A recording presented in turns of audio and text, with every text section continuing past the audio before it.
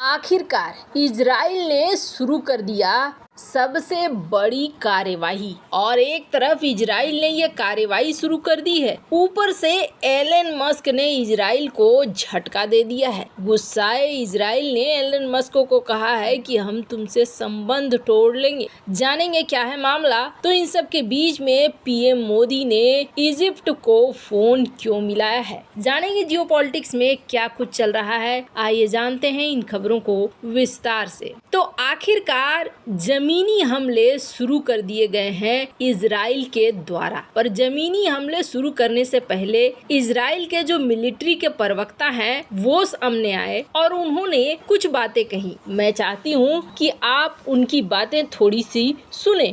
Attention, citizens of Gaza, listen carefully. This is an urgent military advisory from the Israel Defense Forces. For your immediate safety, इसमें उन्होंने कहा कि जो भी उत्तरी इलाके में गाजा के निवासी हैं टेम्पोररी तौर पर ये दक्षिणी इलाके में आ जाएं। हमास आपको ढाल बनाकर बचने की कोशिश कर रहा है। हम वहां पर एक्शन लेने जा रहे हैं और एक बार सब कुछ ठीक हो जाएगा तो आप वापस चले जाना। अब यहाँ पर ये चेतावनी जारी करने के बाद एक्शन शुरू हो गया। अब ये जो एक्शन है आपको बता दें, ये एक्शन इस वक्त जो चल रहा है इजराइल, ये छिटपुट तरीके से चल रहा है। मतलब कुछ कुछ जगहों पर इन्होंने एक्शन शुरू कर दिया है छोटे छोटे टुकड़ों में। छोटे छोटे टुकड़ों में इन्होंने क्यों एक्शन शुरू किया है तो आपको बता दें, पहले भी ये इतिहास रहा है कि किसी दूसरे के देश में जाकर वहां पर लड़ना आसान नहीं रहा है। आपको बता दें, अमेरिकी मिलिट्री जब इराक में गई थी तो इराक में इन्हें काम करने में बहुत दिक्कत हुई थी। और जहां तक गाजा की बात है तो गाजा के साथ तो सीन ये है कि इतने सालों में हमास के लड़ाकों ने इतने टनल बना लिए हैं, इतनी सुरंगें बना ली है और इन सुरंगों को इस तरीके से जोड़ा गया है कि ये गुरिल्ला वार में बड़े बड़े दिग्गजों को हराने की काबिलियत रखते हैं। पता चलेगा कि अचानक से ये इजरायली फौज के पीछे से निकलेंगे और मारकर अंदर घुस जाएंगे। इस तरीके से ये टनल बना हुआ है। इन टनलों को देखेंगे आप तो इन टनलों में मोटरसाइकिल तक चलाई जा सकती है। हर सुख सुविधा से लैस है ये टनल। पर इन सब के बीच में आखिरकार इजराइल ने एक्शन शुरू कर दिया है। धीरे धीरे ही सही, लेकिन ये एक्शन शुरू हो चुके हैं। स्क्रीन पर एक मैप देखिए। इस मैप में बताया जाता है कि गाजा का टनल कुछ इस तरीके से है, जिनका एक छोर गाजा स्ट्रिप में है तो दूसरा छोर इजराइल में है। इस तरीके से ये टनल बनाकर रहते हैं और यहाँ से ऑपरेट करते हैं। तो ये जो कार्रवाई होगी, ये कार्रवाई एकदम से आसान नहीं है, ये इजराइल भी समझता है। इसलिए इजराइल सबसे पहले तो एयर स्ट्राइक को बरकरार रखे हुए है और दूसरा जमीनी तौर पर धीरे धीरे आगे बढ़ रहा है। पर इन सब के बीच में ना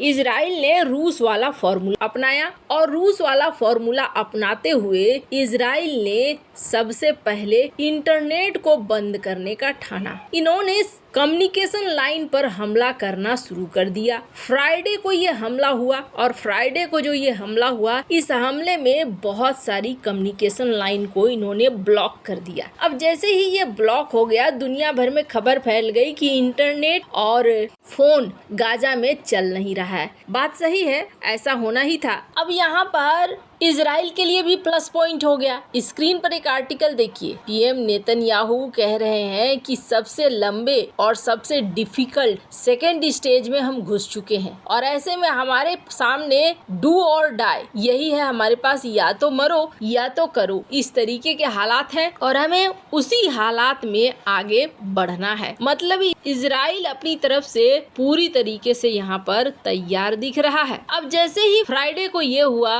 कि गाजा से इंटरनेट वगैरह खत्म हो गया, तो वैसे ही एक आर्टिकल देखिए। एलन मस्क ने कहा कि हम आपको सपोर्ट करेंगे, हम आपको स्टारलिंक की सुविधाएं देंगे। इन्होंने गाजा को कहा। आपको याद होगा इस शख्स ने यूक्रेन को भी कहा था और यूक्रेन को भी स्टारलिंक की सुविधाएं दी गई। हालांकि बाद में ये सुविधाएं यूक्रेन से छीन ली गई थी। अब इस शख्स के बारे में थोड़ा सा जानिए। ये दिमाग का बहुत तेज है, इसे बिजनेस करना आता है और इसके जो एडवर्टाइजमेंट के आइडिया होते हैं ना, वो आइडिया इतने अलग लेवल के होते हैं जहां तक कोई जल्दी सोच नहीं पाएगा। आप जरा सोचिए, जब रूस यूक्रेन की लड़ाई शुरू हुई थी तब इन्होंने कहा था, रूस ने जब कहा था कि हम कम्युनिकेशन तोड़ देंगे और रूस ने ऐसा किया भी था, तब एलन मस्क ने स्टारलिंक की सुविधाएं दी यूक्रेन को। पूरी दुनिया में चर्चा का विषय बन गया एलन मस्क का स्टारलिंक। देखो, युद्धग्रस्त क्षेत्र में भी ये फायदा पहुंचाता है, ये बहुत अच्छे से काम करता है, नेट से आप जुड़े रहते हो। और स्टारलिंक का प्रमोशन कौन कर रहे थे? जेलेंस्की जैसे शख्स, यानी किसी देश का राष्ट्रपति कर रहा था।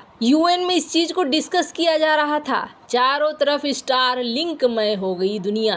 और क्या करना पड़ा एलन मस्क को? एलन मस्क ने कुछ डिवाइसेस भेज दिए और उनमें से मुझे ऐसा लगता है बहुतों का इन्होंने पैसा भी लिया होगा और मुफ्त में इन्हें बड़ी अच्छी एडवर्टाइजमेंट मिल गई, विज्ञापन मिल गया। ऐसा ही सीन कुछ यहाँ होते हुए आपको दिख रहा है। गाजा में भी अब एलन मस्क ने कहा कि जो मानवीय सहायता पहुंचाने वाली टीम है उन्हें तो हम इंटरनेट देंगे ही। अब जैसे ही ये इंटरनेट देने की बात आई, वैसे ही इजराइल भी नाराज हो गया और इजराइल ने कहा कि तुम ऐसा करोगे तो हम संबंधों को तोड़ लेंगे तुम्हारे साथ। एलन मस्क कई तरह की कंपनी और कई तरह की सर्विसेज शुरू करना चाहते हैं इजराइल के साथ, तो इजराइल इसी संबंध में एलन मस्क को चेतावनी दे रहा था। पर आपको बता दें, एलन मस्क यहाँ पर भी अपने बिजनेस को बढ़ाने का संभावना ही देख रहे हैं। क्यों? तो स्क्रीन पर दूसरा आर्टिकल देखिए अल जजीरा का, जिसमें नेट ब्लॉक ये कह रहा है कि जी हाँ, फ्राइडे को हमारे यहाँ जो इंटरनेट बर्बाद हो गया था हैवी बॉम्बिंग के वजह से,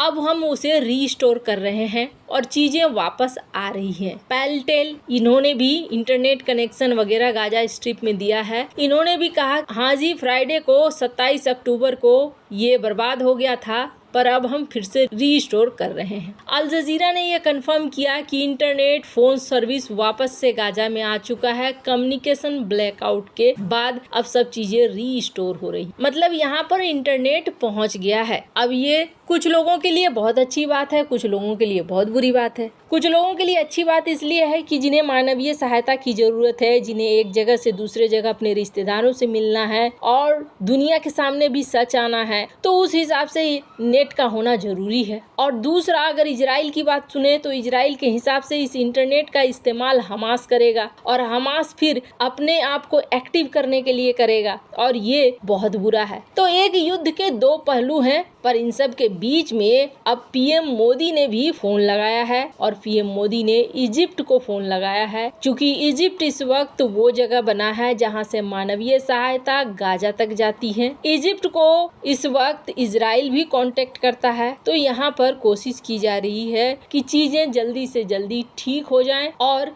इजिप्ट के रास्ते किस तरीके से मानवीय सहायता पहुँच सकती है, इसको लेकर भी पीएम मोदी ने चर्चा किया है। वैसे इन सब मामले में आपकी क्या राय है, कमेंट कर जरूर बताएं। जल्द मिलते हैं अगले वीडियो में नई खबर के साथ।